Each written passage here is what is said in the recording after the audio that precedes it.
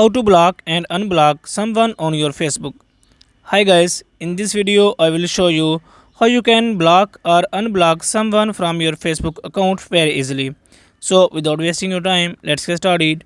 First of all, you have to open your Facebook and then click on three lines on top right corner and then just scroll down, and here you can see settings and privacy. Click on it, and now you have to click on settings and just scroll down, and here you can see blocking option. Click on it, and from here you can block someone. For example, if I want to block any person, click on add to block list, and here you can search, type or email of your friend that you want to block. For example, I want to block this person, and here I will see all the persons with this name.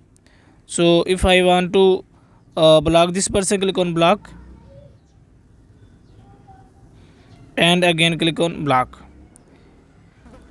Similarly, if I want to block this person, again click on this block and confirm block. And I have blocked two persons, so you can see here two persons are blocked from my account. Now if I want to unblock these two persons from my account, then I will just click on one person and confirm unblock. So you can see we have successfully unblocked one person.